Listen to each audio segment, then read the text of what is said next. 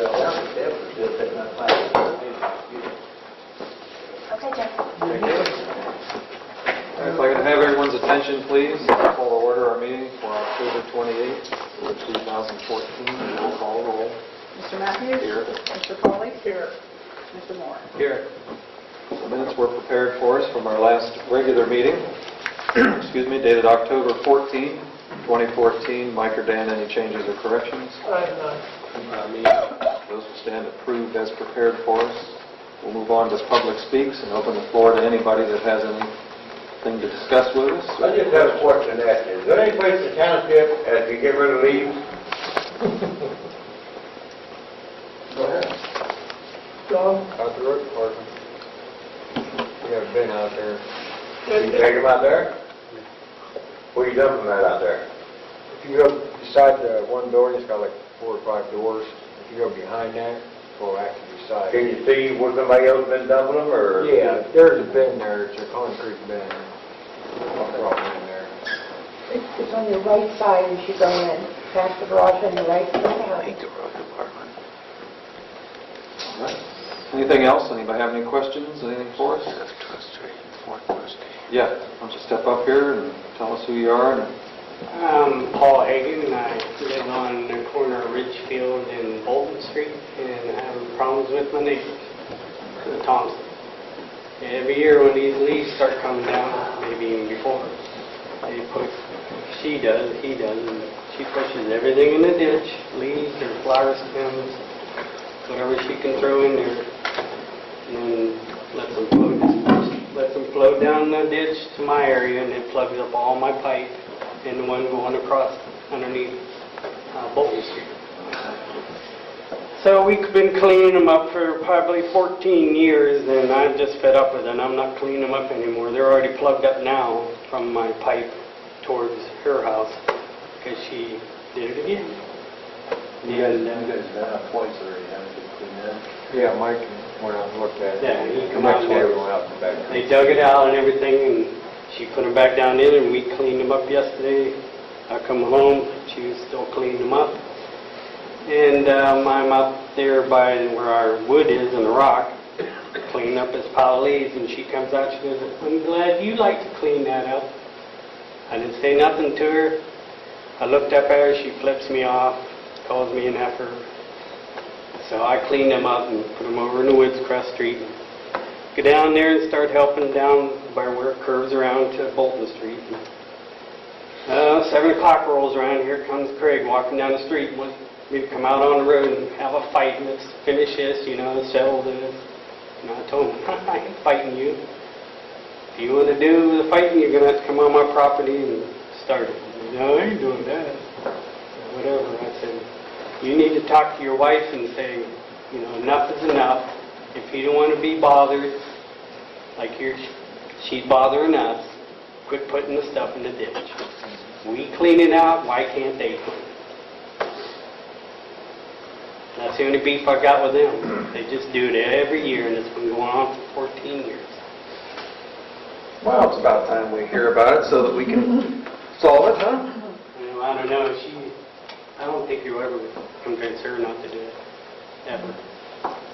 Because we've had the sheriff out there probably half a dozen times, if not more. And she always lies and says, we're the ones that's the problem. He's cussing at me, giving me the finger, calling me this, calling me that. And it's like, I don't say a word to her, and my wife don't say a word to her. She just rants and raves. And Can I ask you, officer, do you have any recommendations? I know you don't know the whole story, but you've heard it real brief. Do you have any recommendations of what to do? It's been an ongoing feud. It's Hatfield-McCoy's kind of.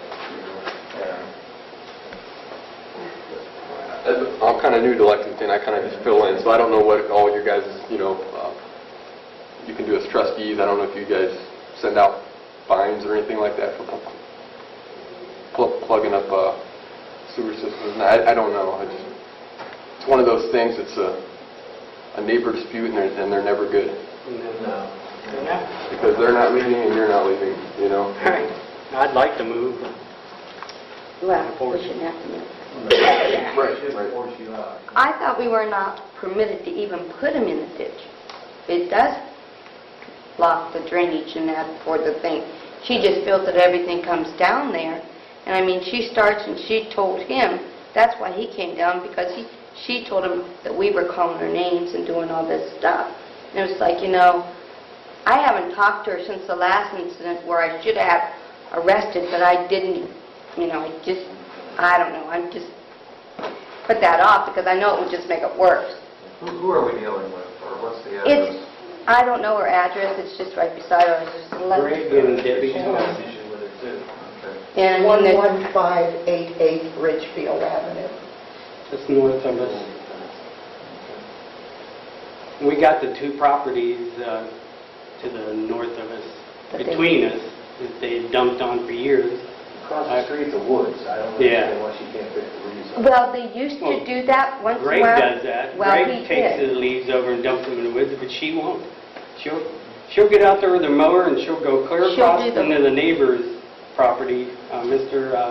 Underwood. Underwood, and blow them all out on the road and then blow them all in the ditch. Did you come home from lunch the other day and catch her in the act? Yeah, well, she did it Sunday. Him and her both were out there. She's mowing them, pushing them in the ditch, and he was picking up the clods of grass that when they dug out the ditch for the leaves and make it cleaned out.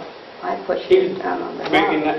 digging up the sods and taking them across, throwing them in the woods, and she just kept mowing back and forth and throwing them in the ditch. And why are they way down on our And side? she comes all the way down almost to our pipe. And I still own land, a little bit of land on the other side of the wood, and I'm not allowed there. Right over it.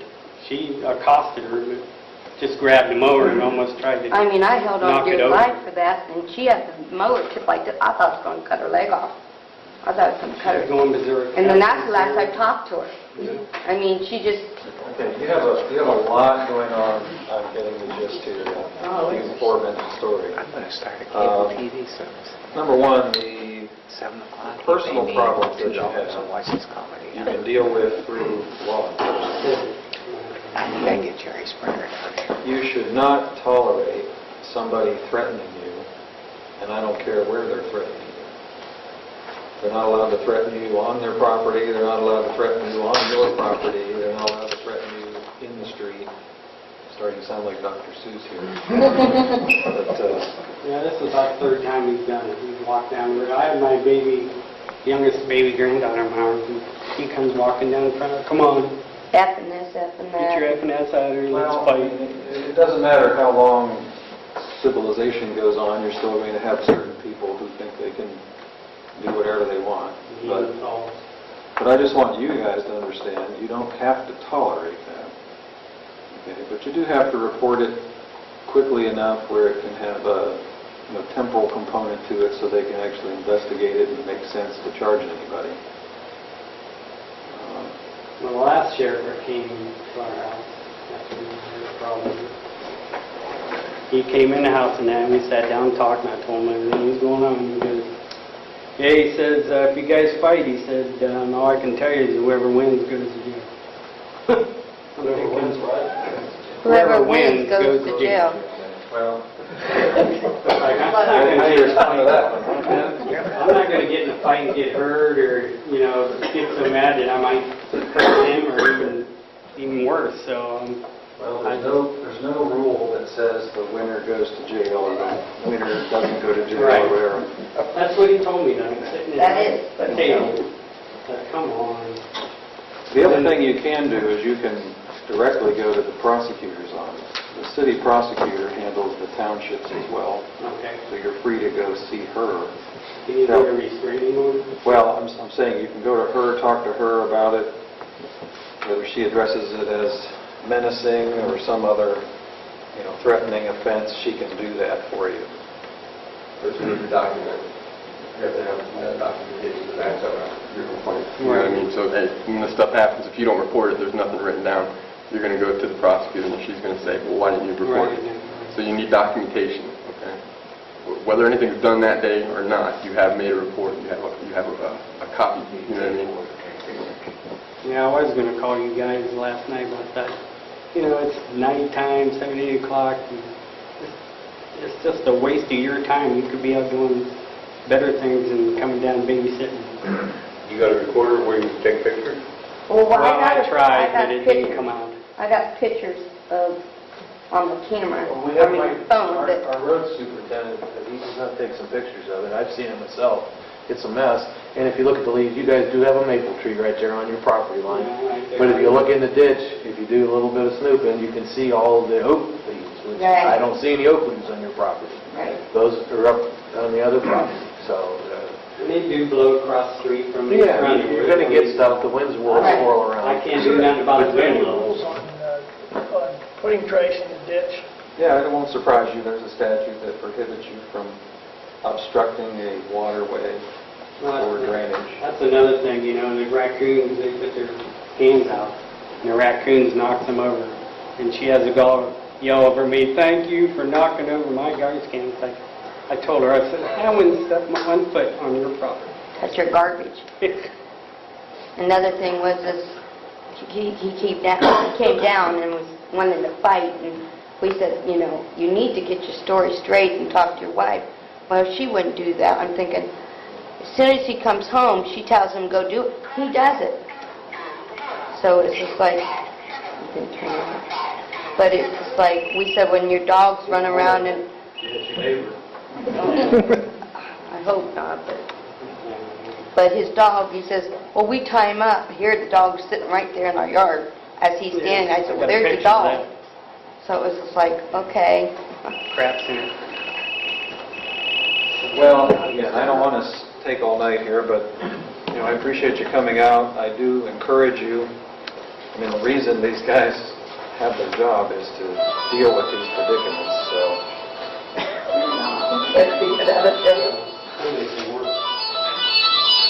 We should make it a rule that you, if your phone goes off, there's some remedy. Just kidding. But I mean, just again, you have the predicament.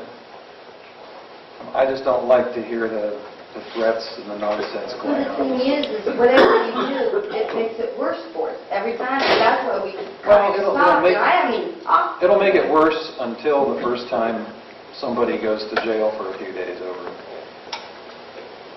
You'd be surprised how a calming influence that is on most people. Not all, but most. She's already made the comment, I'll go to jail with you, woman. I'm thinking, I haven't done nothing. Well, maybe she's right. Maybe she will.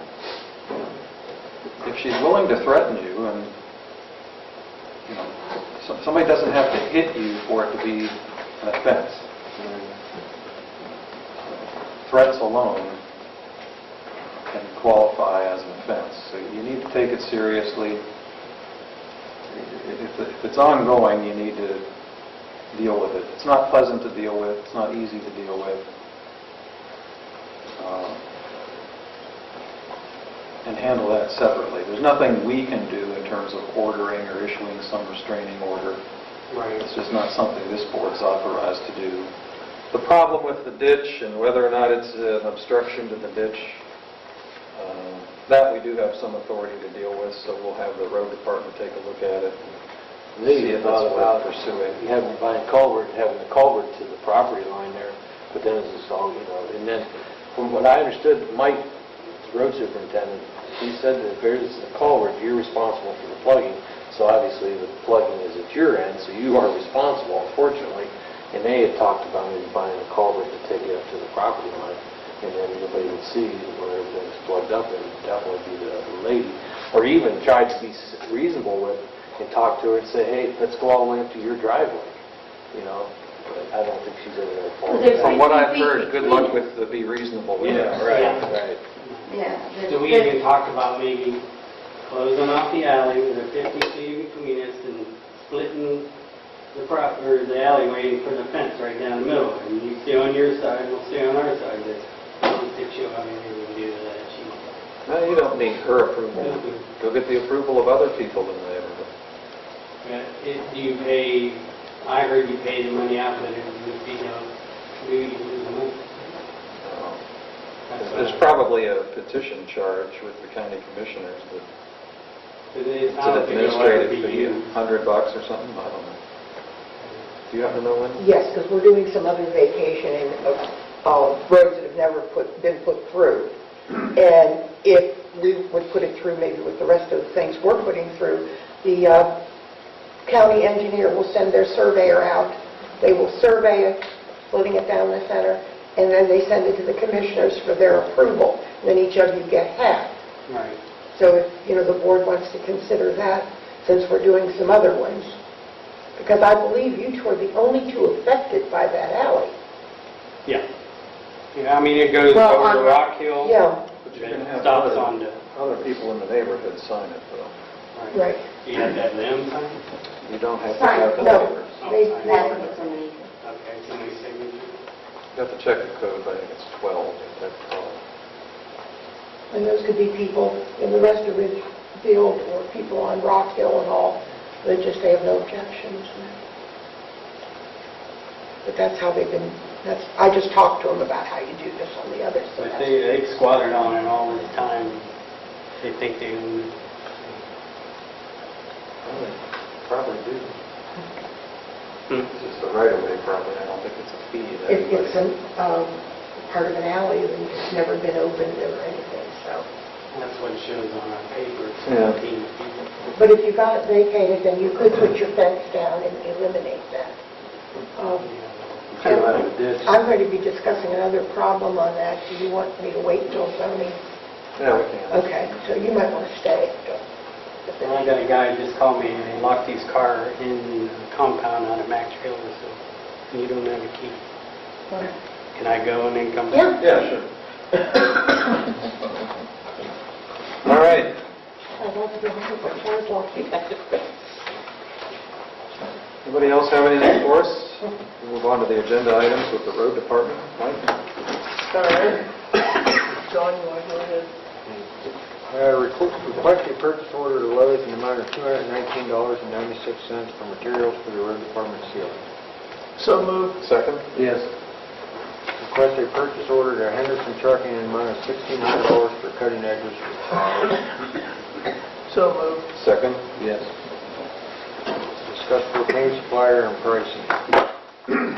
We have a list of the propane suppliers, and I told Mike to get pricing here, and there's quite a, difference. And the other thing is whether the prices are locked in or not. That's what I find people run into problems with later in the year, because they charge you whatever they want to charge you for it. So, Mike's recommending that we maybe would go with Salem Propane, and I do know that they're a good reputable company from past experience. So this thrifty propane, of course, is a little less money, but then it's not locked in, and I don't think we're real familiar with that company as well. So All right. So I would make a motion that we would take Mike's advice and maybe just go with the Salem Propane. Okay, how do they work this? Do they want a purchase agreement? Do they want some type of, or just simply, I think it was just simply a matter of you call him and, trying to think what Mike did tell me. Because they could deliver, if they delivered within a week, it was even a few cents more off for that first fill. And then, I'm not sure, he wasn't asking for, my understanding is they weren't asking for like a minimum purchase of certain amount of gallons or anything. is it an annual thing? Is that how they lock that in Yeah. for a year? Maybe locked in for a year. Or a heating season. Or heating season, yeah. That's usually- the way- Well, AmeriGas, the way AmeriGas does theirs, at least on the home ones that we have, it's July to July walk-in. When they give you the walk-in in writing. Well, we're on budget. No, I mean, the Yeah. company would give it to us in writing. Yes. Do you want to open a purchase order for some amount, Just to get it started, yeah. Start? And what does he usually fill it with, or what's the amount? And that's one thing I unfortunately didn't have a chance. Yeah, I would imagine, we currently have about 600 left on an AmeriGas one that we can close out. So even if we probably started at the $1.89, how big's your tank? Numbers of 5? I think it's about 500 gallons. I think it would be 500. And it's basically right now, even it may not be, I think if we did how much is, there's some in there. Yeah, Probably he figured it's about 65% full is what Mike told me the other day, so it was hardly worth the guy even coming out and putting it in because they have a minimum fill. Yeah, because they come up and fill it, and they said they were like 7%. Yeah. Well, Mike, why don't you go ahead and follow through with your recommendation that we lock in that price of sale and propane and go ahead with this purchase order for $2,000. And that'll be sufficient for her records. All right.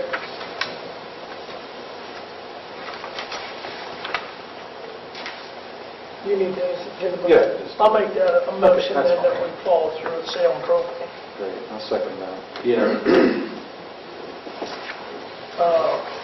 Anything else? Do you have anything else road related? No, I haven't. Thanks. I don't know if you guys have been out to the road department, but the ceiling's looking, No, I haven't. the guys are doing the ceiling, and it's looking nice in there. Eventually, they're going to paint the walls and really clean it up. They've only got, what, a couple more sheets of steel left, and then... Is there some insulations too, and things like that to put up? Yeah. So it'll- we got it all cut, setting up there. Get all electric and stuff put in them. It'll be sealed Fuel costs and stuff and there, too. insulated, so it looks nice. Good. And it's actually, it's hard work working. Oh, above your head? It was really hard work tearing that old ceiling out. And layers of hardwood and then layers of tarred roof above that, yeah, they cut it out in sections. It was really a dirty, hard, They built that over the plant. yeah, it was a hard job, but they, cut it out. It'll be nice though when it's done. Yeah. Did you guys want to have leaf hours, or do you want to just have the leaf collection during the weekdays? They bring it out whenever. Okay. I mean, when we say, give it time, they still come out on the weekend. All right. And when they set the hours, you tend to have maybe one person show up, right? Okay. That's what I expected. So feel free to take them out there. It's been working out okay, right? Yeah, somebody's been doing it all summer, they've been taking grass pushing. Okay, that was what do you know about this Ridgefield deal? We went out Monday or Tuesday. Cleaned it out. Oh, right? They take it back with them. There was a couple of rocks in there, but I don't know if you guys got a head wall there with rocks. And I think those were just down in there. Oh, that was one of their complaints, saying that they put boulders in there and they were yard flooded. I forgot about that. That's Thompson that was saying that. And so you guys found little small rocks, basically, softball size roughly. So Mike thought you guys were fine because he looked at that wall. You went out, you talked to those other people? No, I just talked to James, talking to Mike, and did you talk to her too about that? Not about the leaves. And then I've talked to the Hagens, talked to them. Those are the people we gave permission on that fence a few years ago. Oh, The Hagens were nice enough to permit. Anyways, well, thanks. There's a song that deals with that situation, about no good deeds. I won't sing it for you. John, thank you. But since Dan is so involved in this situation, I was thinking what we could do is draft a directive from the board that they're no longer to be obstructing the waterway. We just have you sign that and deliver it out there. Sure. Good, glad to. Are you doing anything? Hope you're working. Hey, Dan, I got a desk. I heard you. Actually, I think we'll have Ken do that, but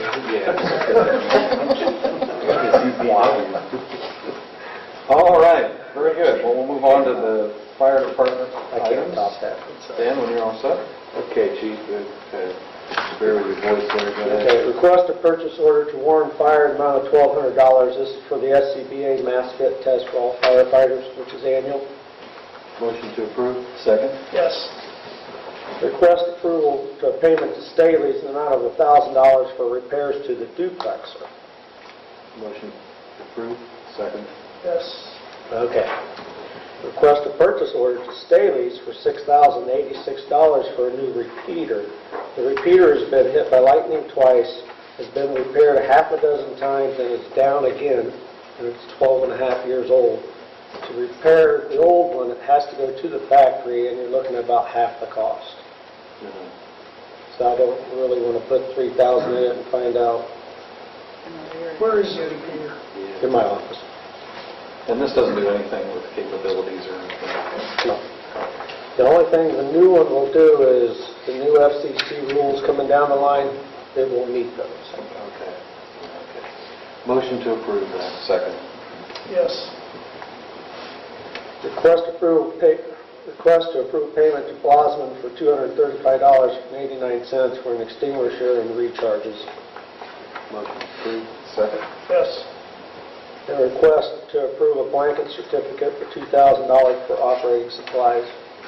Motion to approve. Second. Yes.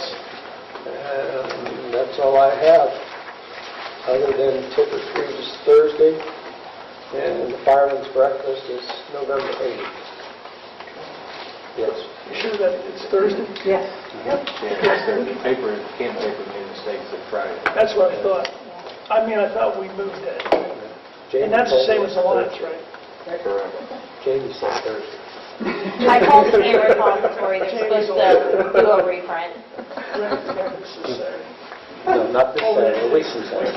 And you did say you have some negative comments about it, I believe. Did you say you I- had at least one call? I had one call that One call. didn't think we should do it. Why change it from Halloween? Who cares about the football game? I said, well, it was a decision we made. Football fan, or? I said, we follow Alliance. That's kind of how I kept it. I thought it just kind of went together. People would be, Yeah. What do you guys do? I mean, as a fire department, you guys come We take trucks out to some of the neighborhoods, Oh, do you? hand out candy, Oh, yeah. turn the lights on, so that way people slow down and that kind You of got way. Ash Candy over at Abbey? What do you got for candy? Well, would you want me to stop? Oh, you want to ride on a fire truck? No, thanks. I just was curious, what I knew you guys did something. Yeah. That's what we do. Oh, flu shots are tomorrow. Oh, that's right.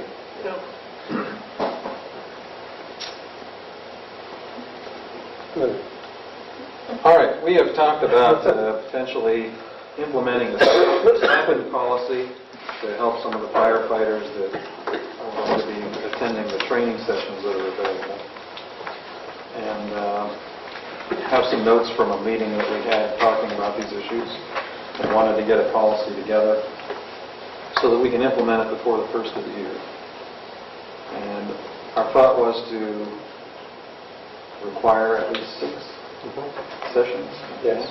And you think that's reasonable still? The vast majority of the firefighters should be able to attend any 6 of the sessions offered throughout the year. And then, again, just provide them something that recognizes their fuel expenses and other out-of-pocket costs in attending training. At $20 per qualifying training session to a maximum of the 6.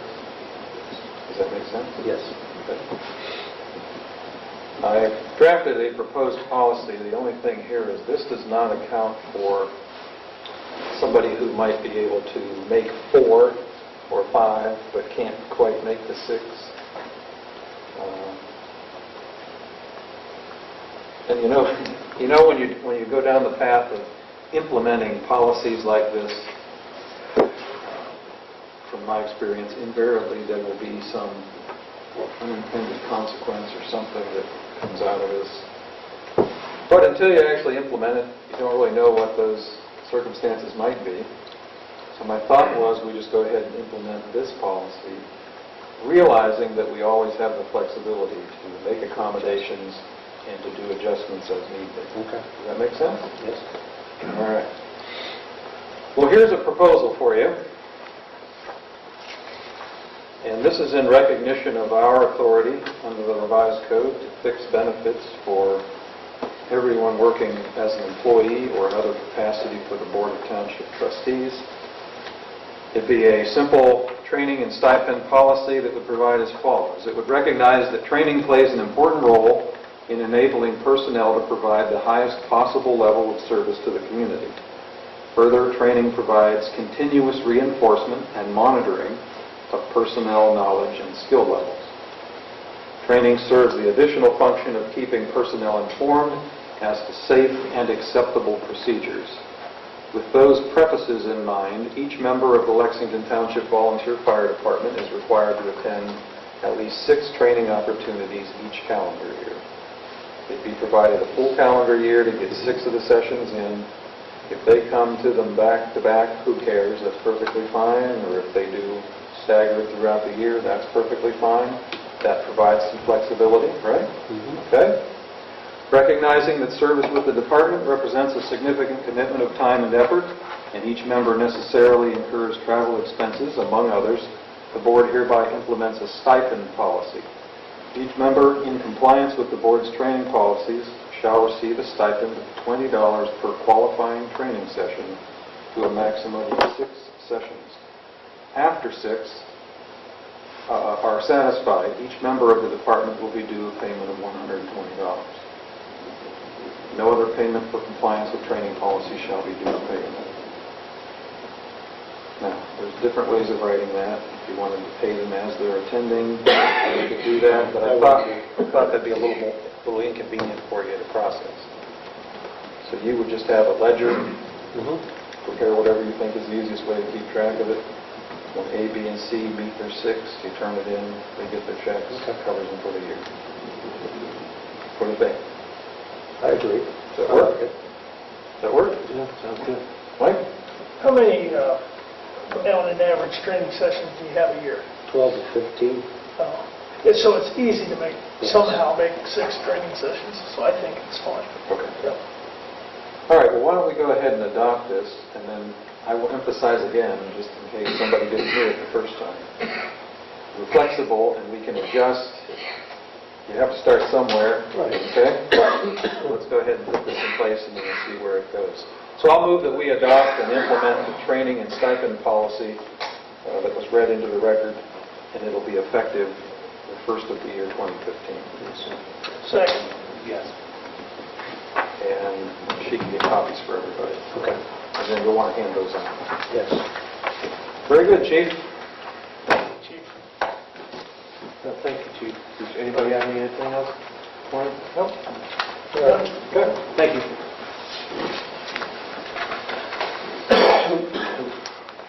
All right, Linda. Let's see what we got here.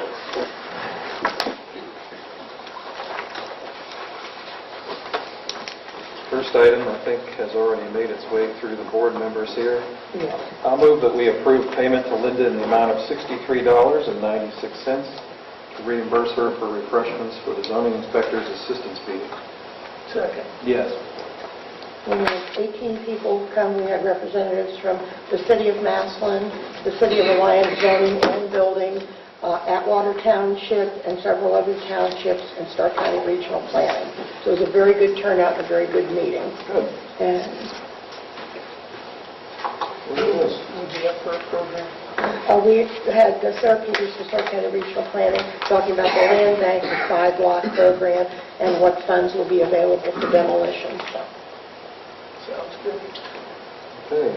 Next on the agenda is to discuss any zoning complaints that you want to bring to our attention. Okay, here's a copy of, you all know, this is his proposed plan, and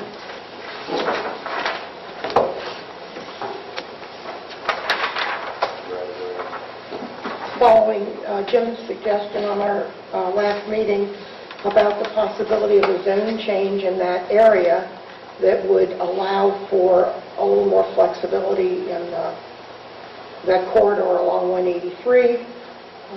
I don't know whether you got a copy of it or not, Mike. I know Danny looked at it and Jim looked at it.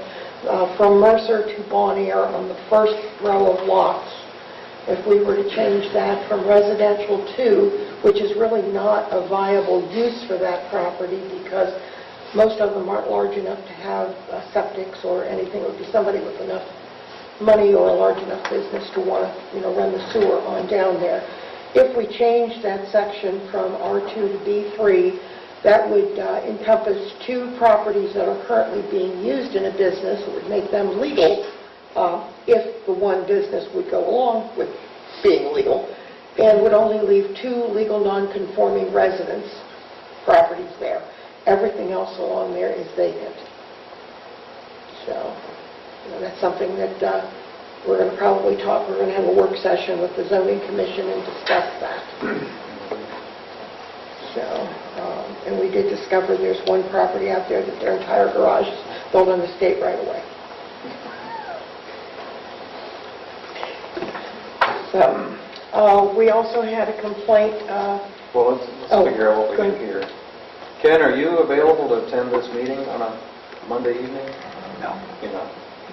Could you do it on another evening? Yes. What evening would be good for you? A Tuesday that would not conflict with our meetings here. Well, you can conflict with this meeting. Hey, we could run it as part of this meeting. Run it as part of this meeting. No, we're not going to do that. So could we do it on a Tuesday that didn't conflict with our meetings Yeah, here? I don't care. Okay, then, Here's the interesting situation that I see. okay. According to the business plan and information from the proponent, that's what I'll call him,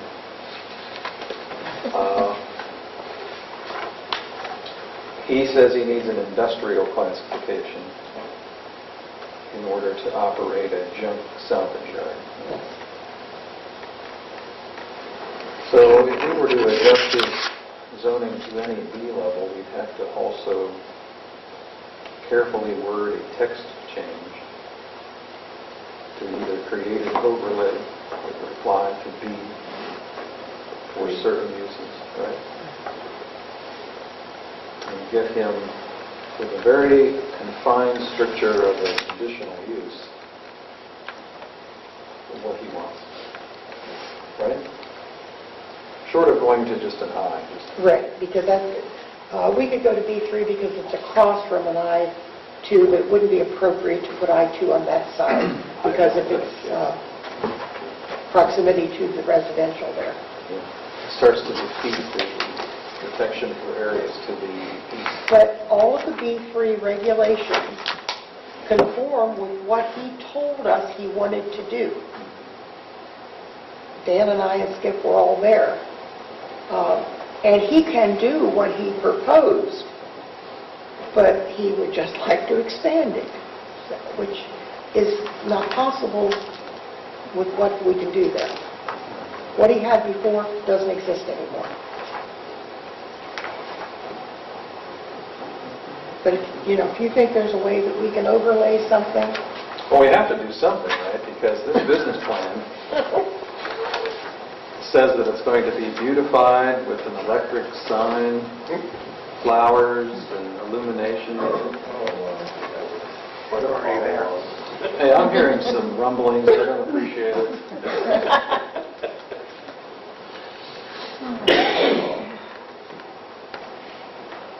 Yeah.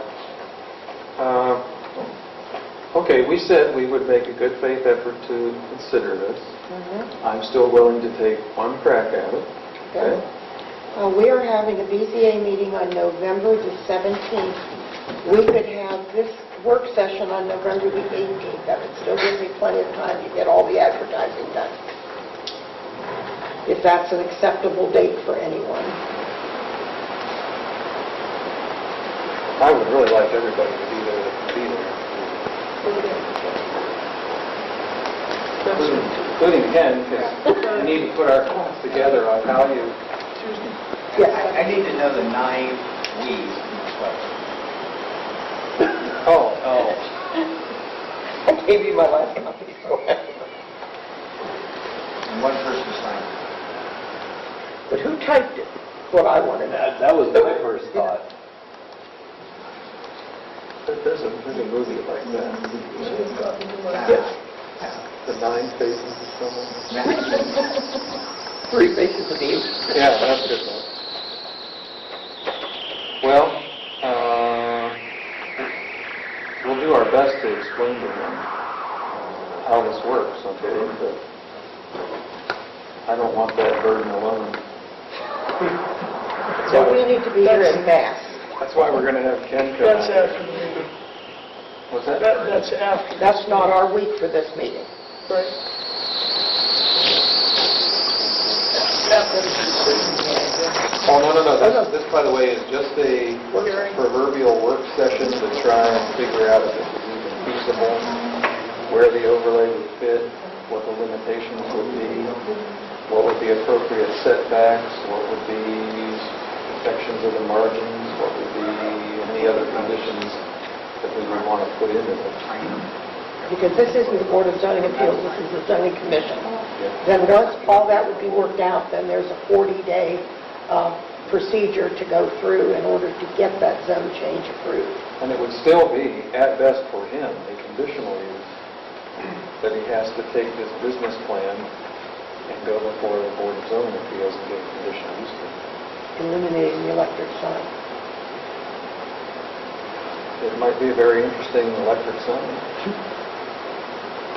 But yes, if we can start with the Probably work. like an Arby's or something.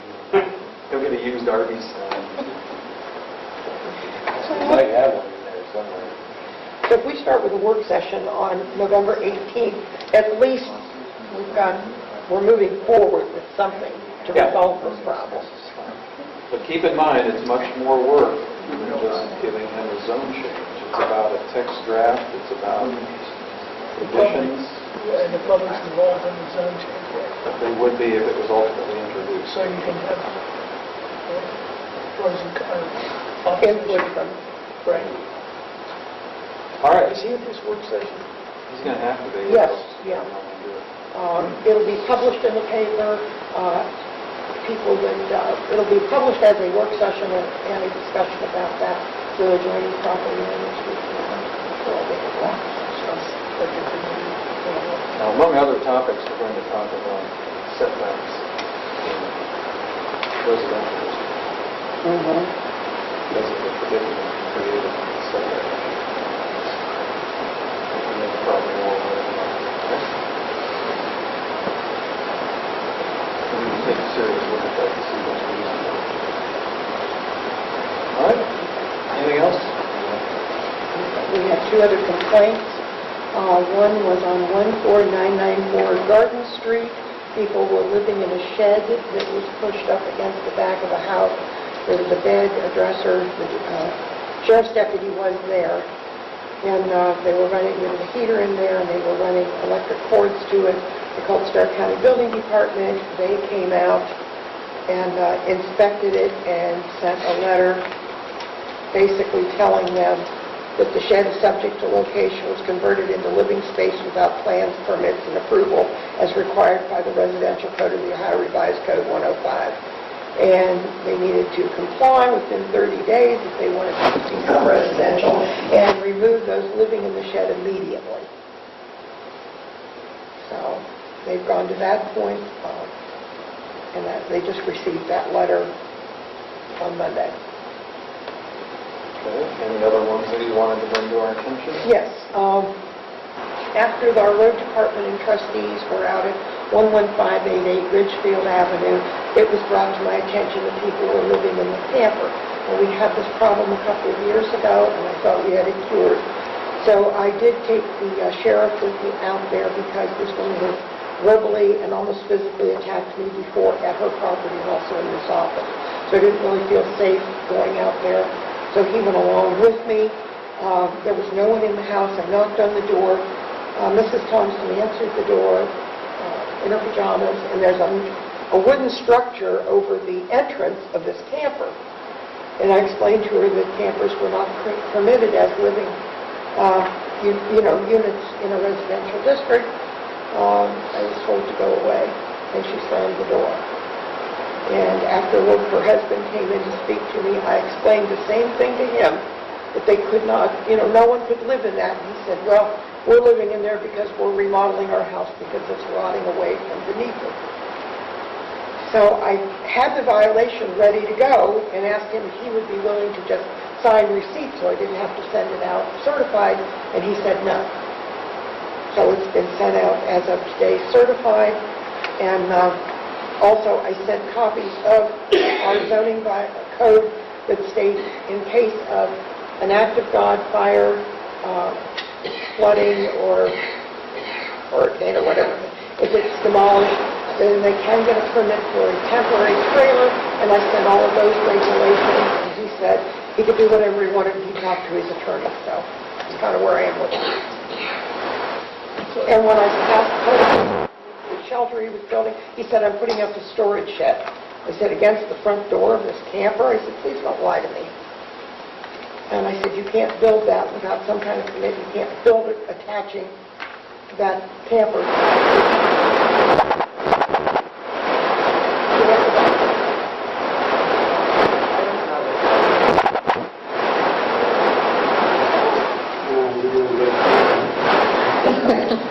Now, none of this was covered in your zoning inspector's mutual assistance meeting, how to deal with these types of things? No, we did talk about squatters, which we have a problem, and several other townships are having a problem with squatters. So our next meeting, they're going to bring people in to talk about how we can, enlist the building department and the health department and all to help remove squatters. It's a problem everywhere. Yeah, I'm finding that out. Well, here's how we deal with 11588 Ridgefield. Okay. I'm getting the gist that they don't accept being reasonable or appropriate with you, so we don't have to exhaust efforts to be reasonable with them.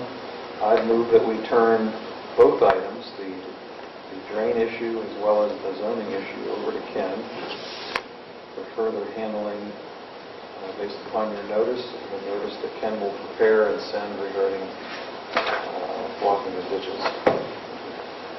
Motion. Yep. Second. Yes. So Ken, you just inherited a new case. Thank you. Squatters, right? Yeah. No, these are camper Oh, livers. no, Oh, campers. These are camper livers. We haven't gotten to the squatters yet. Sarah Peters from Regional Planning also said that there is going to be some additional funds for demolition after the first of the year, and suggested that we all turn in. We already have one in the pipeline, but she suggested if we have others that need to be demolished, to get all the paperwork and all the work done through Ken to We get it can't in do the pipeline. Ridgefield. What about the barn on Low? Is it to that point where it should be removed or not? The barn on Low Road, no, they are applying to have a house built. And when that was built, it was technically built as an agricultural structure for their tree farm. Okay. What does that mean? Well, I don't know. Can we change it? There's 29 acres there, and he claims he was keeping his mowing equipment in there. Can I change it from once it was agricultural? Because they're building a house, they're really... How does it change if it's 6 of one, half a dozen of the other? If it's a building that needs to be demolished, you don't get an exemption for it. Oh, you're talking about the one on the corner. I'm sorry. I'm talking Okay, about... all right. Okay. They are remodeling the house, putting a new roof on, and plan to fix the barn up as soon as they get the house finished. So, and it does... Stark County did not seem concerned about it. It doesn't look like it's going to fall down on us. I was out there. It doesn't look like it's imminently going to fall down, but their plan is, once they finish the house and get their their roof and get it secure, they want to secure the barn. Can they commit to any type of time frame? I can ask them to. You know we're going to get them sent some money. And it would be good to at least have something that says, well, we addressed it, and Well, I can the owner says A, B, and C. I can put it in writing and go out and ask them to sign it, and put it in our file, because they seem like reasonable people. Well, the only thing I heard, and maybe you've heard more detail from them, but the only thing I heard was that they plan to, in their lifetime, or do they plan to and their children. Well, their statement was, as soon as they got the house secured, they were going to start on the barn. But I'll be more... And that may be some reasonable time period. I'm not talking, if they can do it in a year or two, certainly that's not a big deal. Okay, I'm more than willing to go out and get something in writing, you know. It's not that urgent of a deal. Okay. You just know we're going to get Those people in the inquiry. What are we doing? Yeah, Well, you know, the reasonable inquirers had an auction. I think they're selling their place, wanting to move. And the other relative, I thought that was the barn you were talking about. They built an ag barn on 27 acres without permits or anything.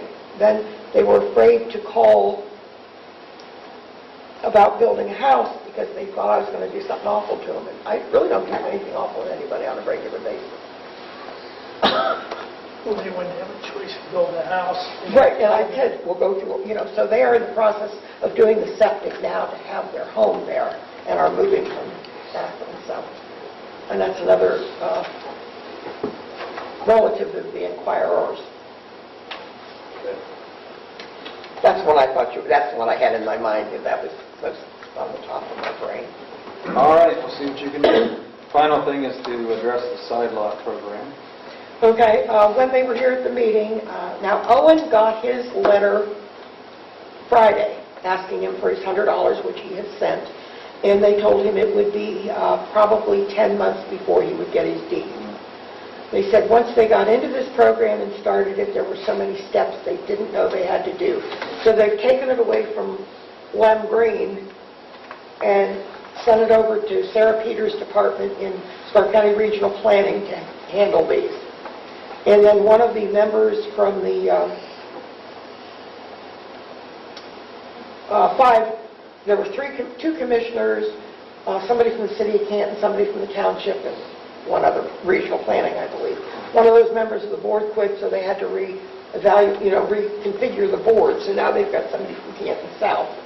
But I also did find out, if you want it, you must have at least a 50% side attachment. Like, you can't do corner to corner or things like that. You have to have at least 50% touching. 50. Makes sense, So, because they were having some problems, especially with commercial properties, people trying to get, corners. So it's 50%. And they're tweaking it as they go because it's such an experimental thing. And the land bank, they've handed over a lot of the financial dealings to regional planning. And so that's why any houses that we have that we want torn down will be sent into Sarah Peters' department. And they're very easy to work with. They're very cooperative. All right, very good. So, and if any of you see a house that's been vacant, if there's anything we can do. I did talk to Richard Regula about the house on Webb, where we do have the squatters, because Stark County commissioners have a $117,000 lien on that for Medicare. And so he was going to look into that as to what they do in a situation like that, because they're the only lien holders at this point. So I did talk to him at the NEFCO meeting, and he said he would check into it. So. Well, we don't want to get behind that one. Medicare being fraud. No. If you are Medicare and they provide you with a home health aide, a nurse, nursing home, any kind of care, then they keep a running total. And then after you're gone, that total is put against whatever property or assets that you have. Recover maybe some. Right. Okay. And then when we started on that one and started on Webb and talked to the water department, they found out that the house next door, the owner who lives in Chicago, said it has not been occupied for 2 years, but it has been. So those are squatters also. That's up to the owner to deal with that, not us. All right, Linda. Thank you. You're welcome. Thanks, Linda. Ken, anything tonight for us? In the matter of the airport case, the civil fine and court costs have been paid back to the township. So the case is closed. Good. And the trailers are gone. There's just a couple of those metal roof things out left. Very good. Anything else? No, nothing more. Thank you. General Township items, I'll move that we approve payment to Thomson Reuters West in the amount of $183 for the 2014 local government book supplement. Second. Yes. Move we open a purchase order to Delta Dental for $1,296.90 for the monthly premiums remaining in 2014. Second. Yes. Item 3 is for what? Contracting?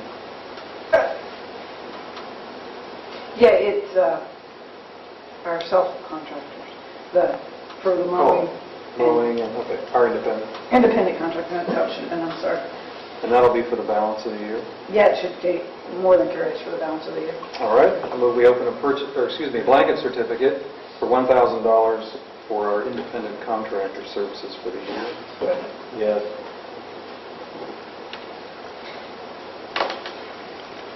The next one, the request to approve payment to the Stark County Treasurer in the amount of $124.76 for real estate taxes on Mahoney County properties. This is covering 4 of the parcels.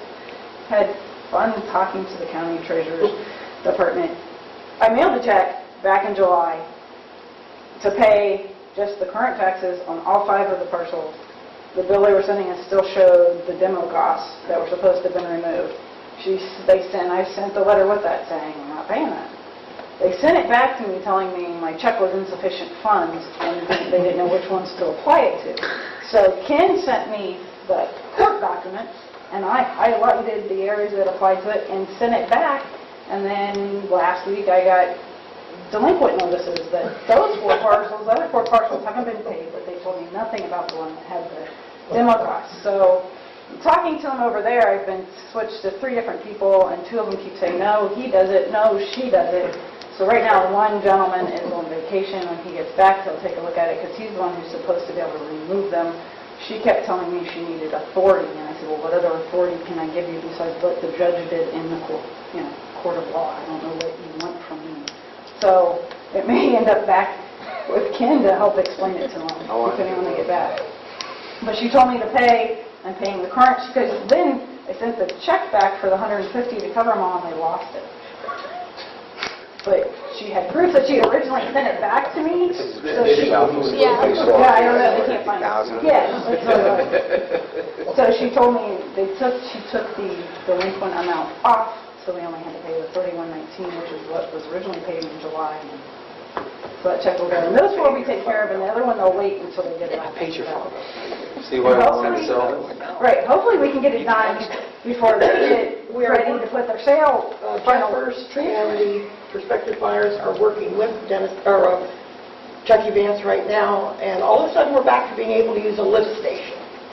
So there's supposed to be a fee about what it's going to cost, because they couldn't figure out who owned the sewer, which didn't make any sense to anybody. And then the woman at the county, when she called back and Joe wasn't there, said that it couldn't have gone through a foreclosure sale because there was no bank. And I explained to her that we were the foreclosee because we had the liens on the property. She said, it doesn't work that way. So she went back to Jill. That's what the one gentleman did tell me, was that he never got any paperwork on it because it wasn't through a sheriff's sale. So it wasn't through a sheriff's sale and the fact that a bank brought forward. It's a different type of sheriff's sale, so he supposedly never got the paperwork. I don't know. He's back from vacation on November 4th. I'll give him a day to look at everything and start calling him on the 5th. The sheriff was there. I know the sheriff was there when you were there. Sheriff's sold. Okay, well, in any event, you need a check for $124.76, right? Right. What do you think? Yeah, well, that's what they're telling me right now. All right, I'll move that we approve payment to the Stark County Treasurer for the $124.76 for the real estate taxes on 4 of the Mahoney properties. Second. Yes. Right, and that original check that I sent in July for $150, I'll put a stop payment on that one. And the sooner we get it sold, the better. Right.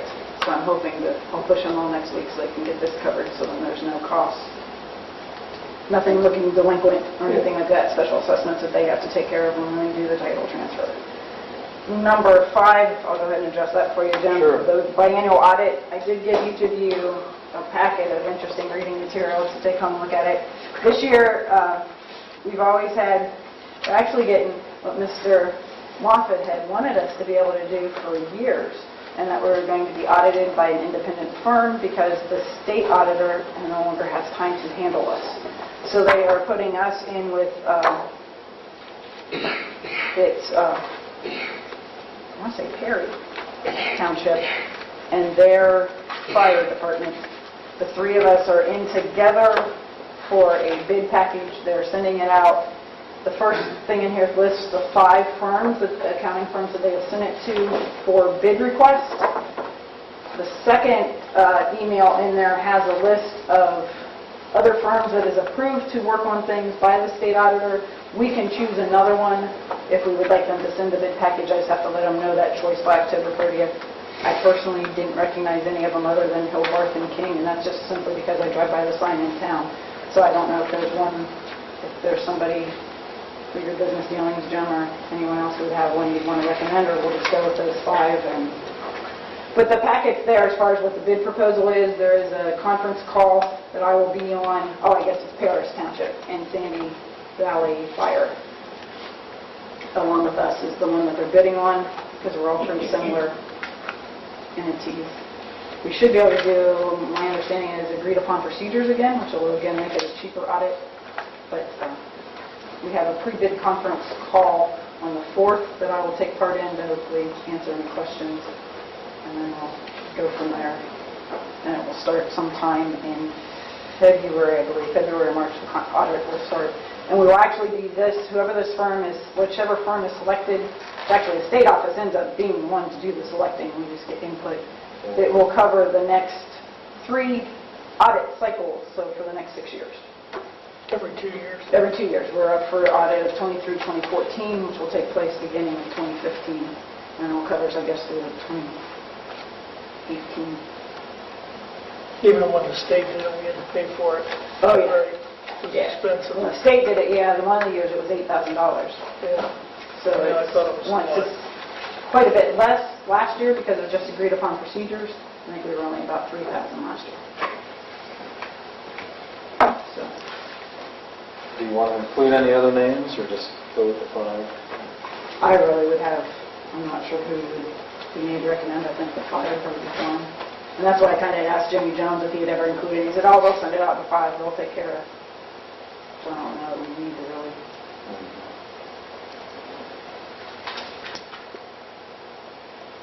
I just don't recognize any of those. But I mean, there is a list there. I mean, they do have, I did notice that Hillbarth and King is on there. I don't know. This will just be a bid. Right, it's a bid, and we can actually ask them, they're sending the bid package out, so those 5 that are listed, we can ask them to send the bid package to one more firm of our choice. We could have Hillbarth and King bid it. I mean, the only reason I just got my name, because I was just kind of looking for local areas, because they actually cover, there's even one on there from West Virginia that's been approved, so. That is the only one, so. Yeah, I mean, I imagine there's some from Canton on there, but. Maloney and Nevada. Yeah, they're one listed.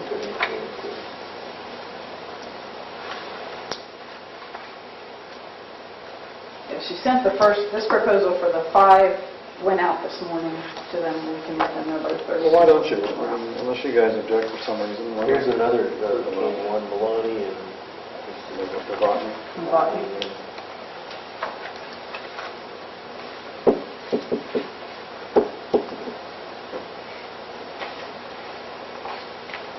Maloney and Novotny does work for us, so I wouldn't want any appearance on them.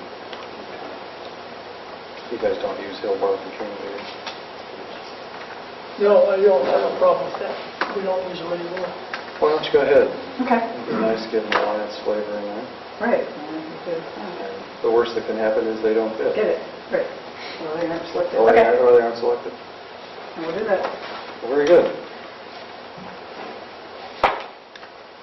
If they get selected, it would feasibly cut their expenses because they don't have to do very much mileage. Okay, we're going to skip around a couple items here. We have a request from the Ohio EPA for a periodic visual inspection of our substation number 2 property. consistent with the voluntary action program applicable to the neighboring property.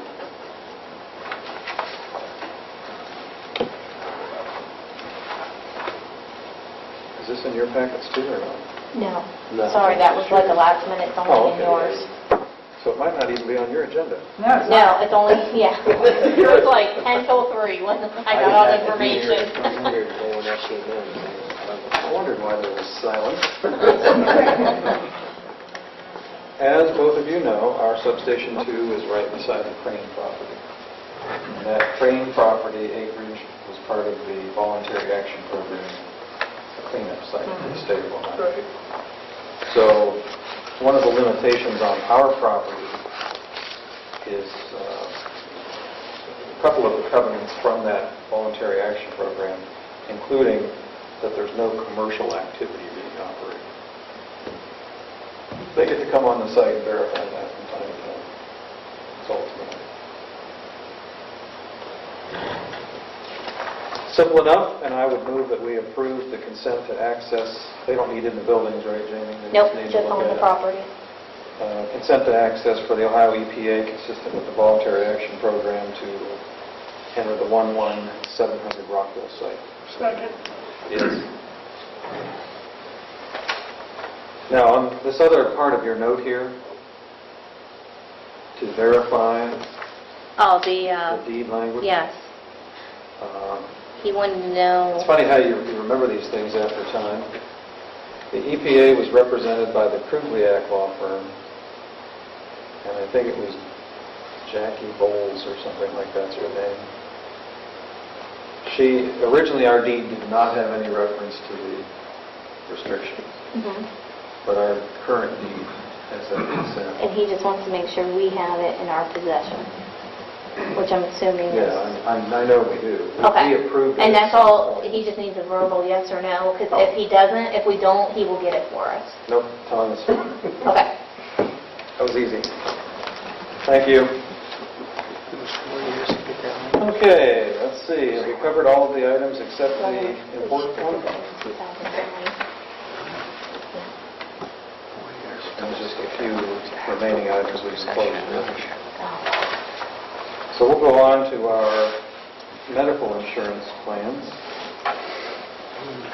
We need to replace our current medical insurance because our current medical insurance will no longer be available.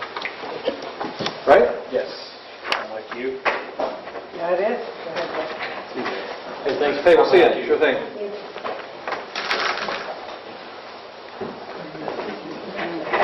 Mr. Matthews says, yeah, slide That's up. Jeff, right? Jeff Cashman with Wicker Insurance.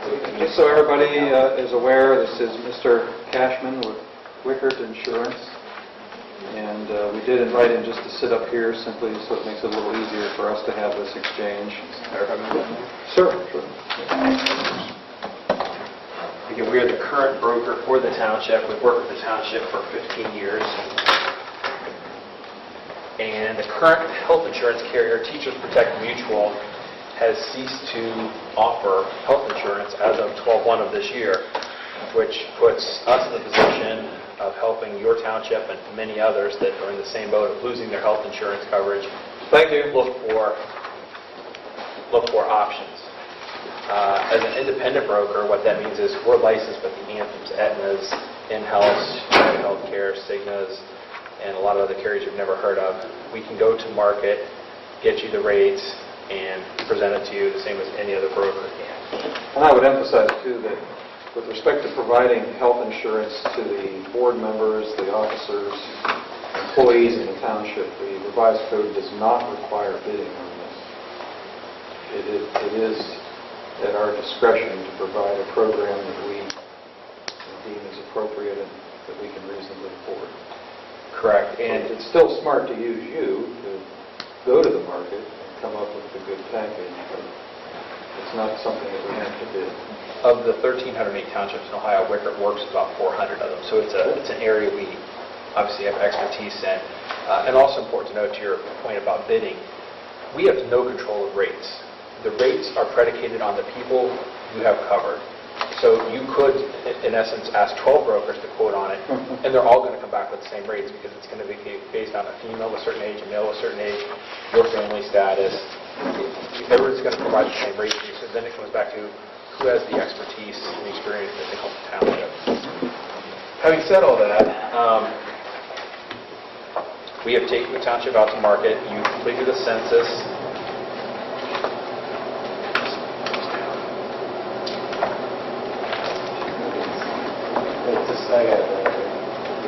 Actually, take this one. Because it's probably got some more There's some updated. things we've revised on there, so, well, updated, amended, all that. Yeah. Confirmed the prices with Medical Mutual, because at the time they sent it, they weren't. Well, and there's some other things. Your billing, when it went from semi-annual to quarterly to monthly, we made sure that everything matched up. Okay, yeah. And Jill and I have had multiple emails and multiple phone calls to try and set all this up. The bottom line is, no carrier offers a similar plan to the current program you're covered under. As you're aware, you've heard ACA has platinum, gold, silver, bronze. They have basically 4 levels of plans that have been defined for everybody. The platinum option, the highest option, Medical Mutual is the only one that makes it available, and that is the closest in terms of deductible to what you have. And I'm just going to talk for a single point of reference. Your current plan has a $225 deductible. I'm looking right here on your sheet. You read across. Medical Mutual makes a $500 option. That's the closest one. You'll see a significant increase in premium. The next page breaks down member by member of the group what their individual premium would be with an aggregate total at the bottom. And there's even there here that says Medical Mutual does make an even richer benefit available if you're interested in paying even more money than this is illustrated, which if you'd like to see it, we'd be happy to do it, but based on my conversation with Jill, that wasn't a viable option. So what that leads us to is kind of stair-stepping down through the options from platinum to gold to silver to bronze, and having a discussion in terms of what is a fit for the township in terms of benefits and budget. This is your time to ask questions. The 2 areas I want to focus on are the option 1 and option 3, the Anthems and the Medical Mutuals. They are consistently the 2 most, I use the word affordable, it's all very high, but the 2 lower priced options of the 3 best priced options of all the carriers we took you out to market to. And I'm not seeking a answer to the question of you making a definitive answer now. Certainly if you want to make a definitive answer tonight of yes, we want to go with this, that would be fine. If you say we still want to have discussion about this, if you want to go to committee on it, that's fine also. My purpose in being here is to share the information with you, answer the questions about it, and kind of start that discussion.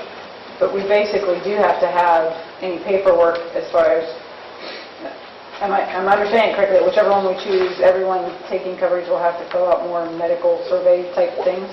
Well, it's actually much easier now. Yes, everyone will have to do an application.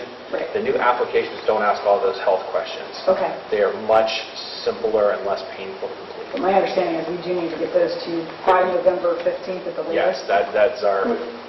It has to be done by 12/1. Well, 12/1 is the date it switches over. It needs the decision, the paperwork, and everything needs to be done by the 15th of next month. So everyone can have their new medical card on 12/1. Yes, That's not very far away. correct.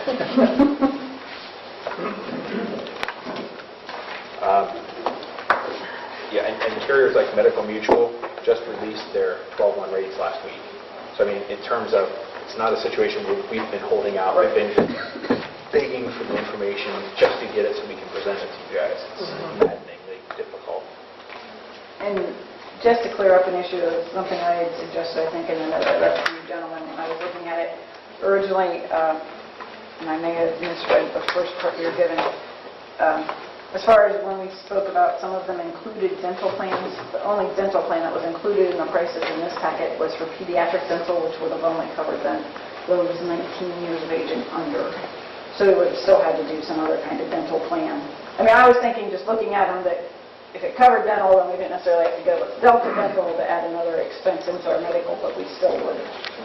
have to offer that for any of the adults and things like that.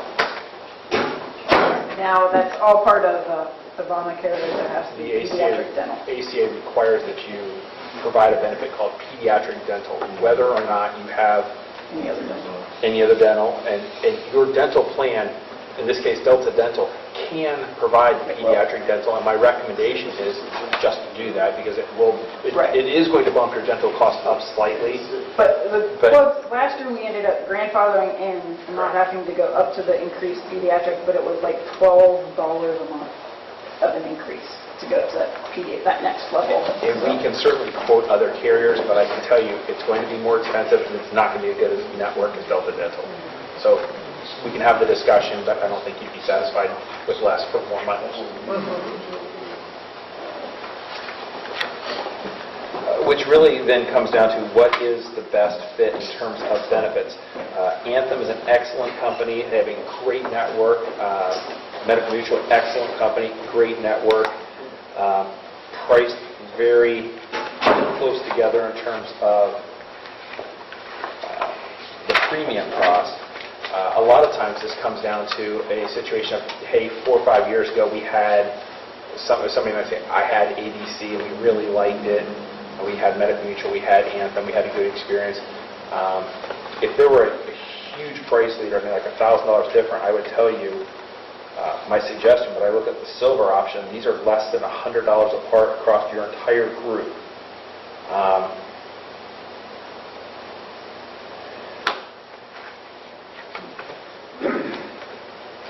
Well, the bottom line, what we're hearing from you is there is no apples-to-apples comparison. We don't have anything that we can switch our current program with one that's nearly identical for benefits, right? In terms of benefits and premium, no. In terms of benefits, yes, the premium is significantly higher.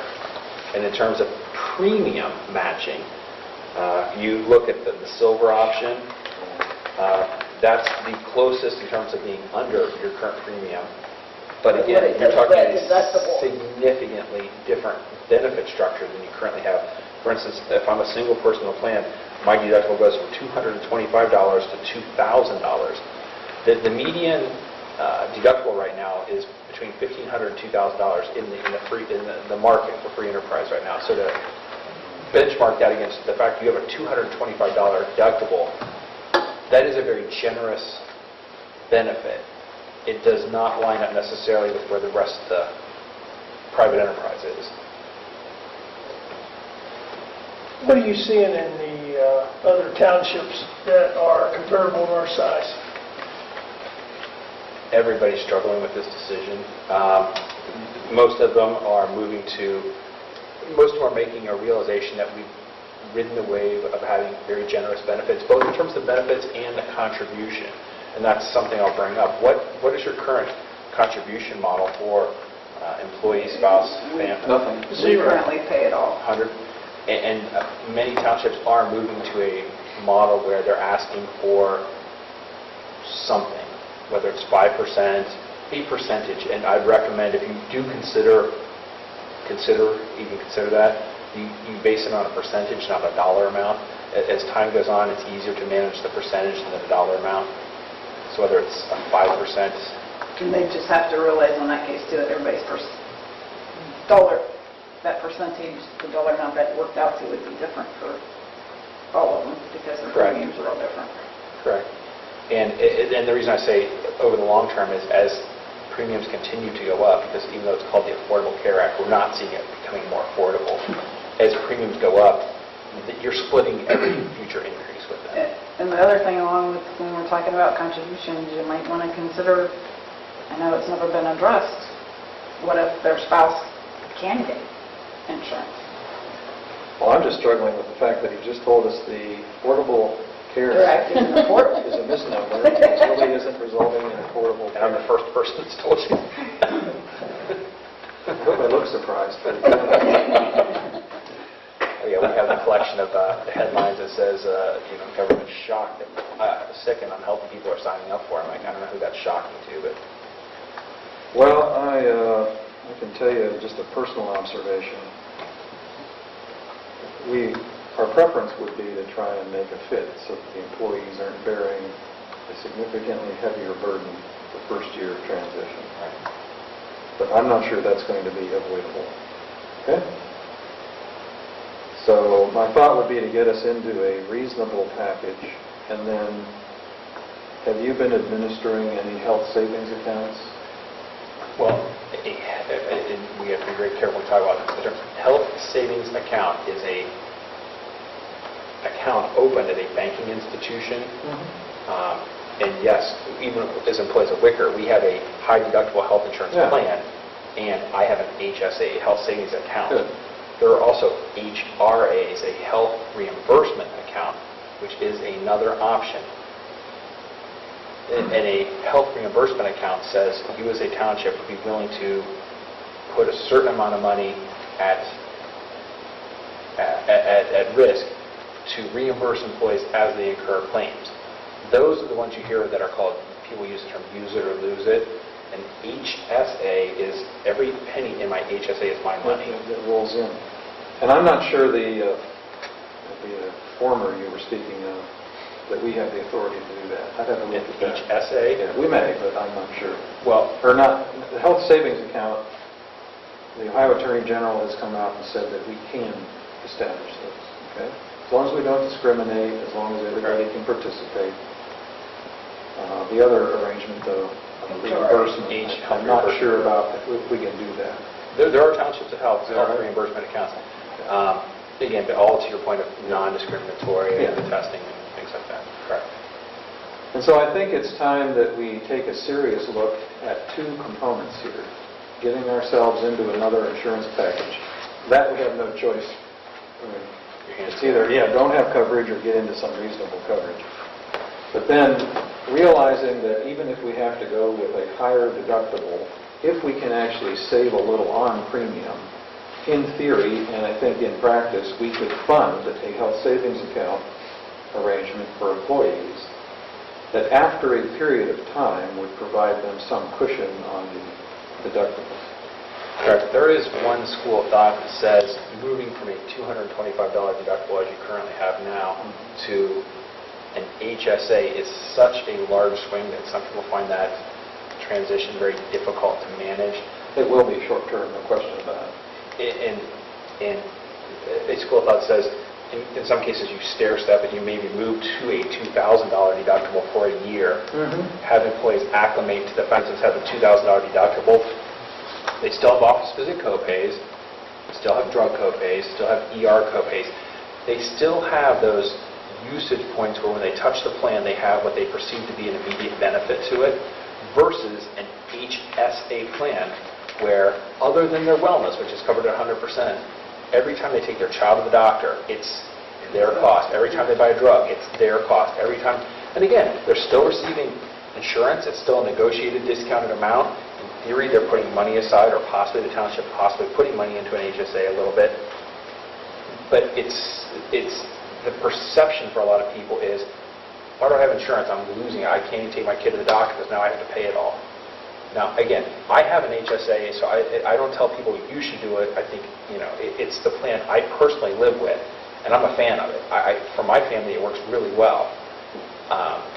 But it's about as wholesale as change. You can go from a $225 deductible to an HSA. And I'm saying from a perception and attracting, retaining talent perspective for the township, that's a really big one. And the short lead that the short lead we kind of have in front of us due to the circumstances of how this all unfolded.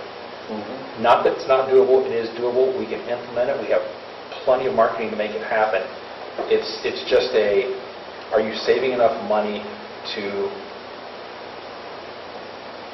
make that a viable switch for the township?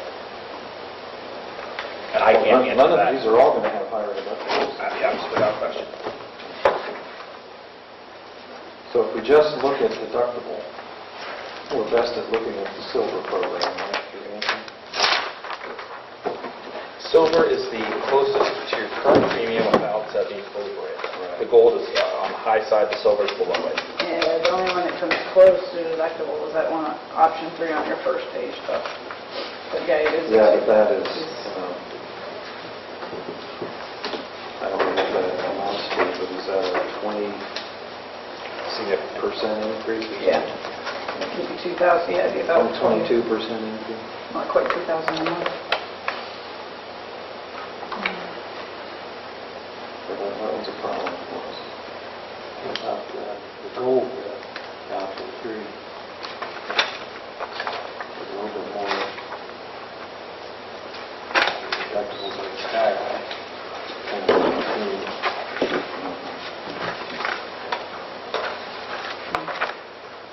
And let's just for the sake of kind of going through this, let's just discuss option 3 as if I'm the employee, and how it actually touches me in terms of benefits if I'm the employee. Wellness. I'm a well male employee. My wellness is covered 100%. My exam, my tests, my chest x-rays, blood, urinalysis, female mammograms, it's covered at 100%. You don't have a deductible. You don't have an officer's copay. That's part of ACA. That's one of the, on the plus side, one of the benefits to it. Your wellness is covered at 100%. Okay, I have to get my knee looked at because I hurt it playing basketball. My doctor visit, where it says PCP, primary care physician, it's $25 for me to see the doctor. He says, yeah, Jeff, you really did some damage to your knee. You're going to need to have an MRI. Okay, well, I have a $1,000 deductible, so I know that if it's $600, that's what the MRI place is going to charge for an MRI for my knee. If you and I both go, it's going to be $600 for you if you have no insurance. For me, it's going to be negotiated discounted amounts. Maybe it's $400, so that's what I'm going to pay towards my deductible, and you're still stuck paying the full street rate because you have no insurance, the $600. So just by the fact that I'm using a medical mutual network provider, I receive a negotiated discounted amount. He says, hey, you need to get a prescription anti-inflammatory for your knee. I go down here and you see where it has the copays, 15, 30, 50 for the drugs. Again, those are negotiated discounted amounts, so you use any of the pharmacies you're used to using for your prescriptions. You're receiving a negotiated discounted amount. And this is where I'm stepping kind of out of my role of insurance and just talking at the specific idea. Ask how much a drug costs before you put your prescription, your card, your money on the counter. I'm in Columbus, but every CVS, Rite Aid, Walmart, Kmart, Kroger has $3 and $4 prescriptions for so many things right now. Did you guys see that? Ask how much something costs before you lay your insurance card down, because if it's A cash price, and it's cheaper than it would be under insurance. I only take one med, and it's $4. So I just pay the $4 because I can run it through insurance. It's just, there's no point in doing it. It's $4. So I always say that because people go, well, I just put the $15 on the counter of my prescription and they said it's generic. I'm like, you can do that. But it's not your best interest to do that. So, Are there different hospitals they have to use depending on what insurance they use? well, let me say it differently. Medical Mutual has the largest network in the state of Ohio. And there are only, last I checked, 3 or 4 hospitals in the entire state that weren't in their network. And they were like VA hospitals. They were not all the ones in this area. And I'm only saying that I'm a Medicare person, and I know certain things, are different. That's why I wondered. Oh, no, absolutely. And Medical Mutual has the largest network in the state of Ohio. Same with doctors. I encourage everybody to check with your doctor to make sure they're in Medical Mutual's network, or insert name of care, Anthem's, or whoever's network. And if they're not, there's probably a reason why they're not in the network. I mean, because it behooves them to get as many providers in the network as possible. And if this particular doctor has bad outcomes or multiple pending lawsuits, they might be out of the network for a little bit. That's very, very rare, though.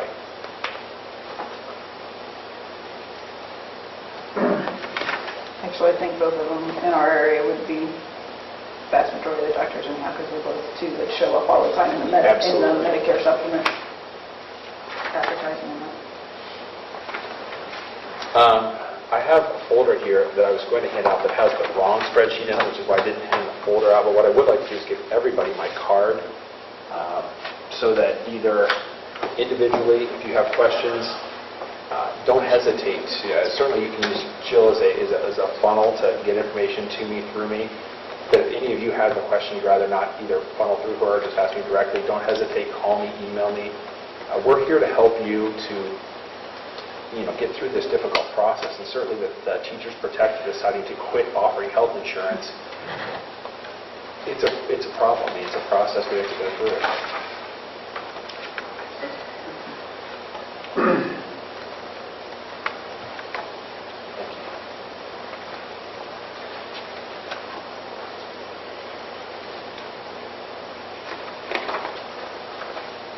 The next steps would be, once a decision is made on the plan and the carrier, as soon as that can be done, if you could let me know via email, there is obviously some paperwork that needs to be completed, both at the group level and at the employee level.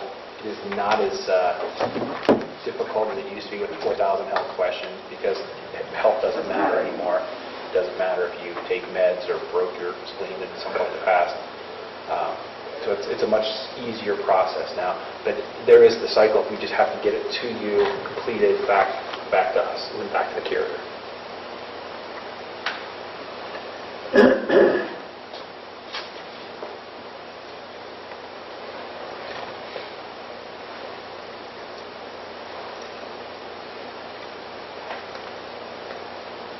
You guys have any more questions? Well, I guess not necessarily for Jeff. I think we might have to discuss what... Well, I don't, personally, listening to what you said about moving maybe to gold, if it's for a period of time, it might work. And it might accomplish your objective of not having quite as big a jump on the deductibles. And quite frankly, if we were to use the word reasonable, what's reasonable in the mix, it's about an 8.2% difference. The coverage isn't quite as strong, if you will, from one perspective, from the deductible perspective, but it may be stronger. But you do pick up some benefits you didn't currently have. For instance, all of your wellness covered, and that's well male, well female, well child. I mean, there's just no barrier to that benefit. Take advantage of it. That's this gold third. This one. These are all the things. See, the well benefits are covered in the gold only. No. There ain't all of it Everything now. you're looking Okay. at here, that's a new option. For So they're covered, you would just pay office visit? We're here. No, You pay office visit? Oh, wow, okay. That's the ounce of prevention counting for Jeff.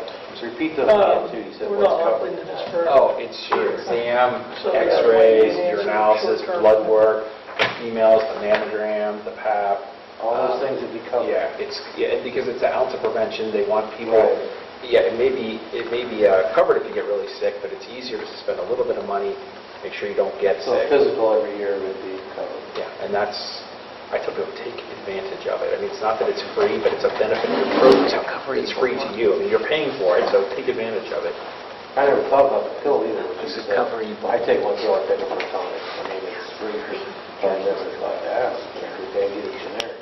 Yeah. I'm on a blood pressure med, and it's $4 a I think the flyer. airlines are going to say, That's pretty pretty bad. bad. It could not be easier. I can You get buy mine it for right. a gynae. Really free. Yeah, it's... Tracking down all those people. I didn't know there was difference in the cost. Okay, I'll just have to ask you, you have the smartphone down there? The Good RX, it's an app you can get that's free, and I always say the phone knows where you are, if you either have your cell or your GPS on, and you put in what drug you want, and since it knows where you are, it'll tell you the cost for that drug at all the pharmacies around you. What's the app? Good RX. Good RX.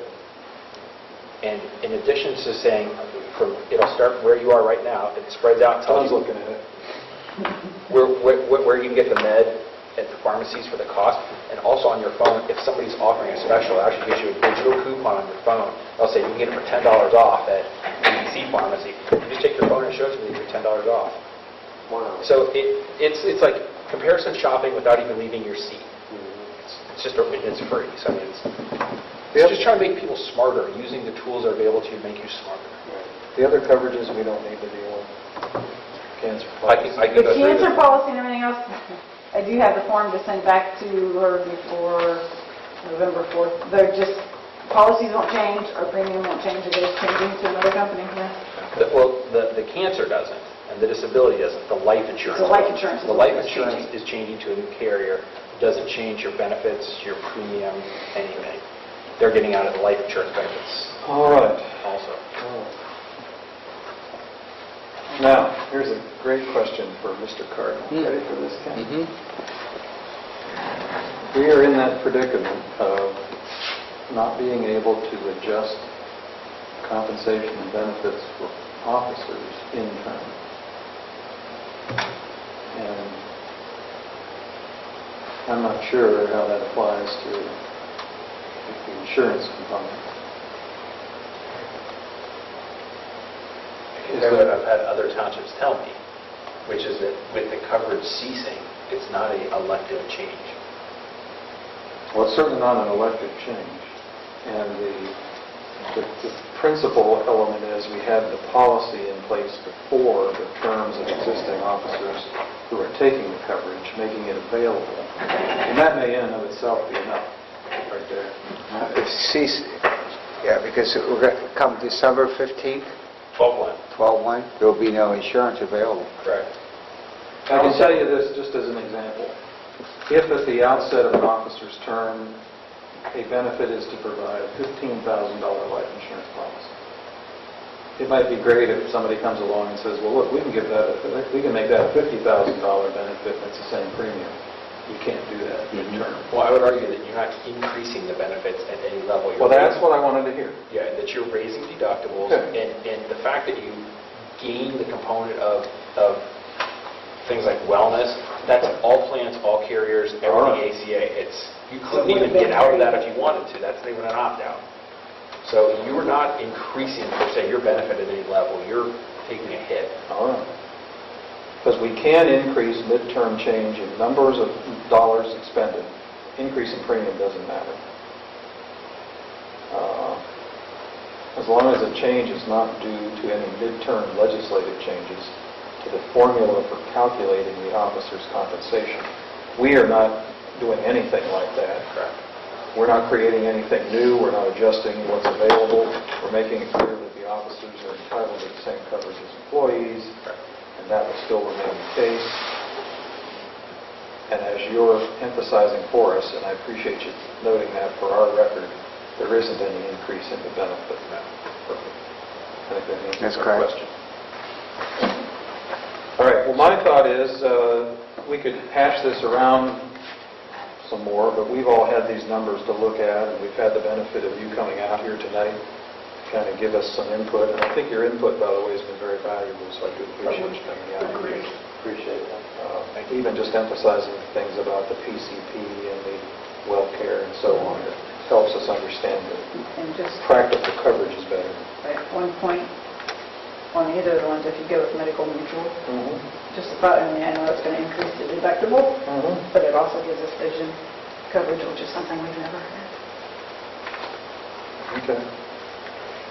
So, I mean, even though our deductible's going up, there isn't, some Something added to show benefit. for it, yeah. Well, the premium on the... Sorry, Go ahead. I was just saying, again, my goal is not a takeaway tonight to leave with information and walk out of it with the answer.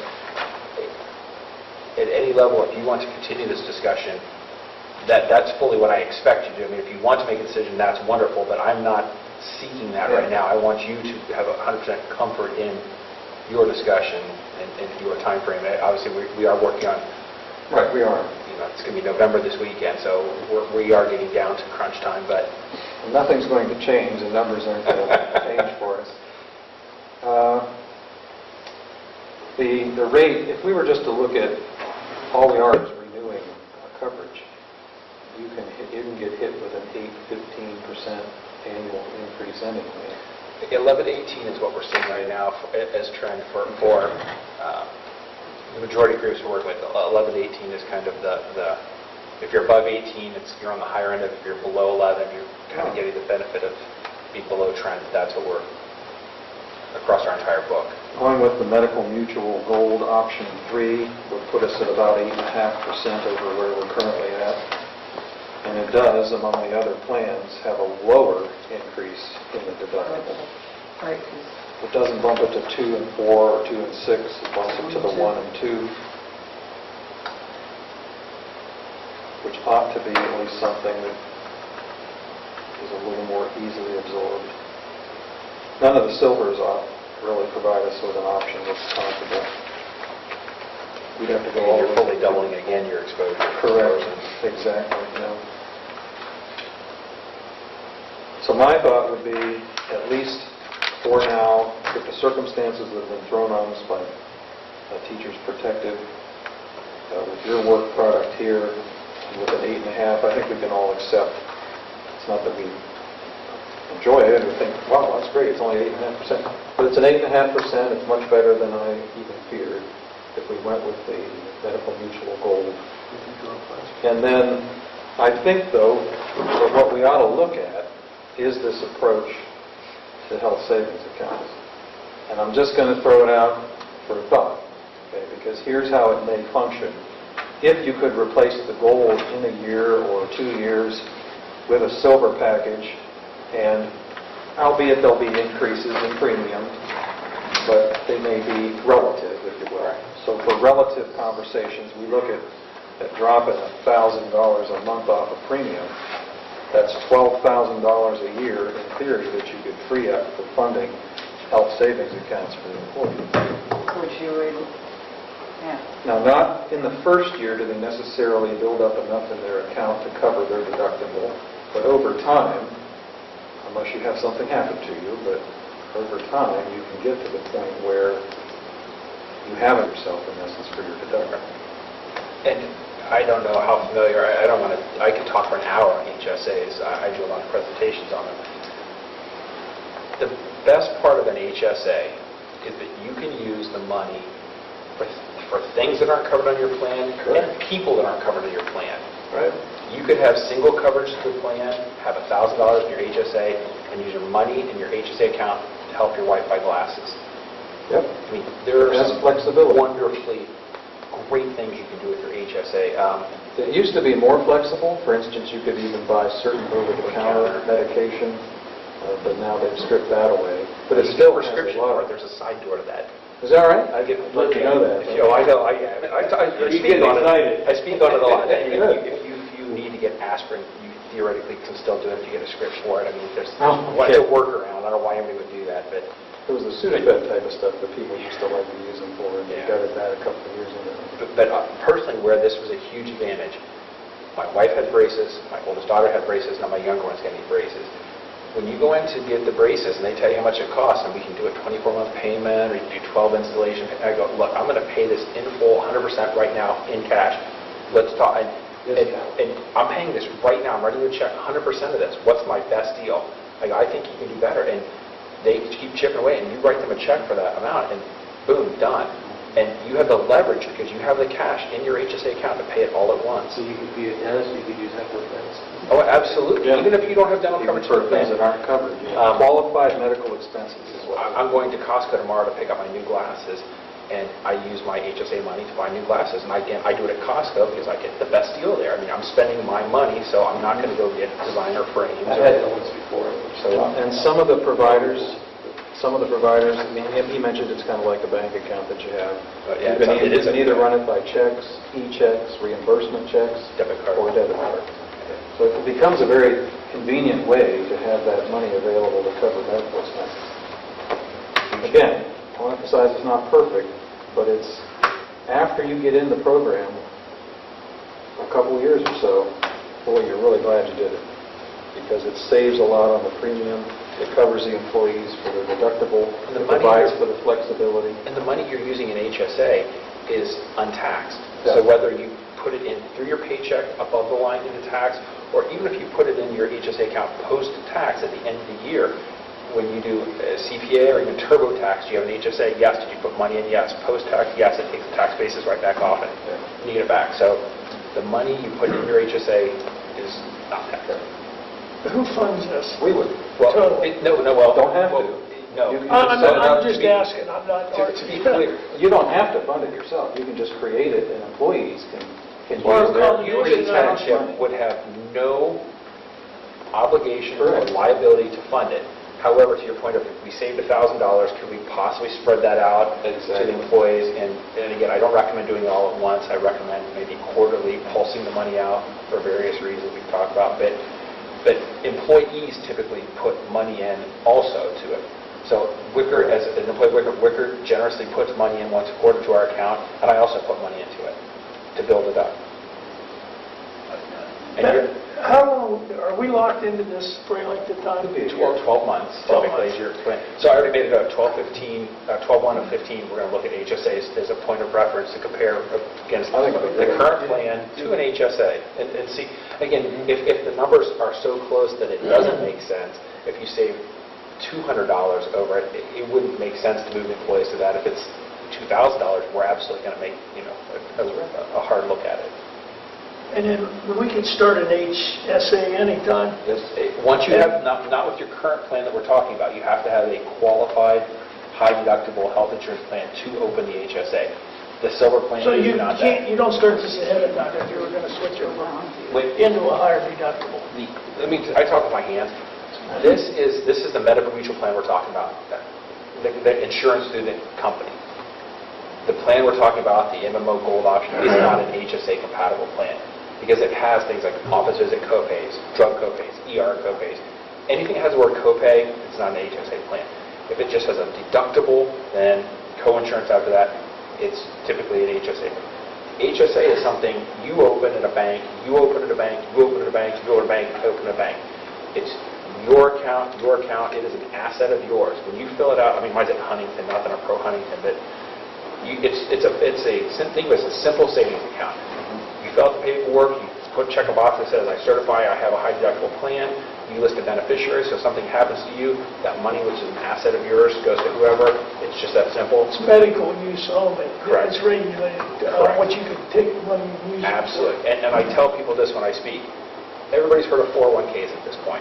401k created for retirement, put money aside tax-free, earns interest, and if you use your money in your 401k for something you're not supposed to, you're going to pay a penalty on it. They took the same rules for health insurance. Money tax-free, earns interest, and if you use your money in your HSA for something non-medical related, you're going to pay 20% penalty now on it. So don't take your HSA debit card on Black Friday and go swipe it at Walmart buying a big screen. Don't do that. Because there's going to be tax on it and a penalty. It's just a bad idea. We can write some memos. Who sets this up? You do. You go to brick and mortar bank or an internet bank.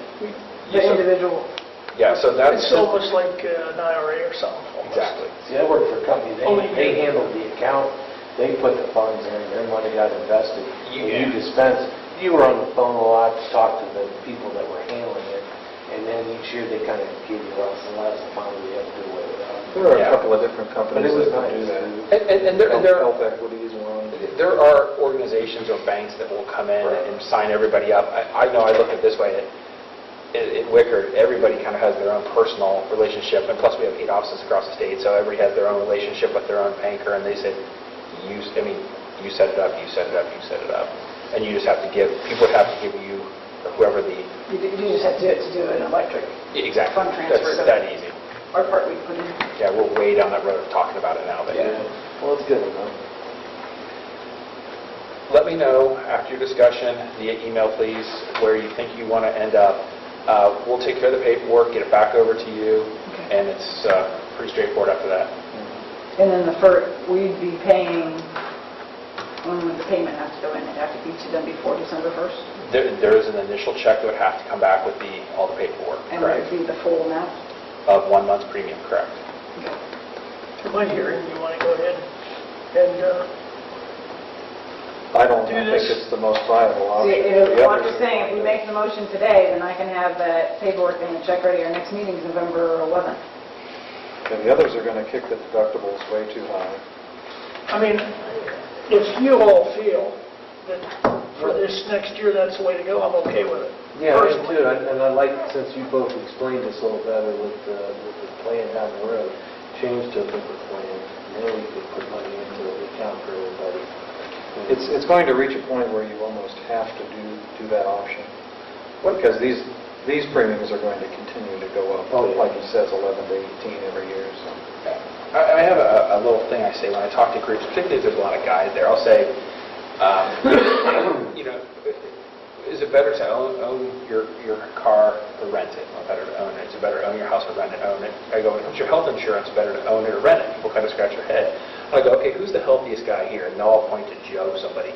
I go, okay, Joe, so you're a healthy guy. I go, last year with your health insurance, how much at the end of the year did the insurance company send you back for being healthy? I mean, so how much did the insurance send you back last year for being healthy? Nothing. Okay, well, consider this. And again, this plays better typically if there's employees are putting some percentage in, even 5%. Right. I'll go, all that money left here, you know, they're taking it out of your paycheck or they're sending it all to the insurance company and you're just renting it. You have no equity in it. I go, so what if they paid a little less because HSA is cheaper, it's a little less out of your paycheck, and the money they save, they give back to you in actual real cash, and you have people's attention. Yeah, I'm listening, so I'm going to get, you know, $50 a quarter or X amount per month or whatever, and it's your money. I mean, if you leave here the next day, it's your money. You take it with you. And when you explain to people that they have equity in this, they have ownership in it, it's their money, they're invested in it, they care. So my thought would be that we go ahead and switch to the gold. And then you kind of understand that probably in another 10 months or so, we might have we'll have that queued up already. Talk about where we're at with maybe a switch. Does that make sense? I'm okay with it. Good, too. Sir, you'll obviously be flattered. I'll be interested in talking to you about my company. Thank you.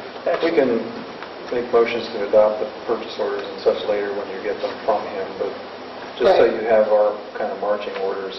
Right, I mean, yeah, because we can approve it, but not until the 11th, actually, Right. purchase order, but I mean, because I'll know what it is, and we approve it, the check can be ready to go that Well, night. in light of the proposals that have been prepared for us by Whitehurt and your discussion tonight, trying to do our best to accommodate the employees and officials without too significant of an increase in the health insurance deductibles, but yet being reasonable within our budget. I'll move that we accept the proposal for option 3, which is Medical Mutual of Ohio Gold, at a premium of $622,031 monthly. Second. Yes. Very good. Well, Jeff, we appreciate your work on this, and You do a nice job of explaining it. And again, don't hesitate if you have with the card. I mean, I'm famous. I get home, my wife says, "Did you ask about this?" And sorry, she does. But if you do have that thought, though, we should have asked you about it. Don't hesitate to. So if we have any complaints, we should call your wife, she'll get it straightened out for us. She's active late. She can probably get done quicker. So She'd say, why didn't you do such and such? you've been down that road also, apparently. Your wife's been married a long time.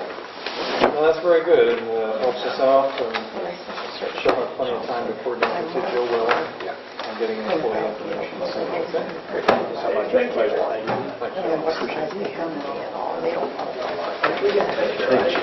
How do you get it on there, Chad? Where do you live at? Columbus.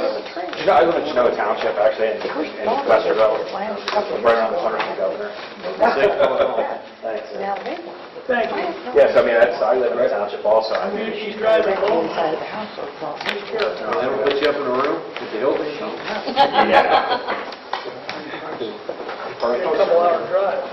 Yeah, for sure. All right, we just have a few final items, and we'll wrap things up tonight. Move that we approve the cash revenue and expenditure financial report for year-to-date submitted by the fiscal officer. Second. Yes. Bills tonight are $45,516.61. I'll move we authorize payment of those bills. Second. Yes. Typical communication items we've received, various catalogs and so on. I'll move that we file all of the communications. Second. Yes. And it doesn't look like anybody has anything to say to us since they all left during our discussion of our medical insurance issues. That's all right. And that's all we have, so is there a I'll motion to make a adjourn? motion that we adjourn. Second. Very good. Thanks, everybody.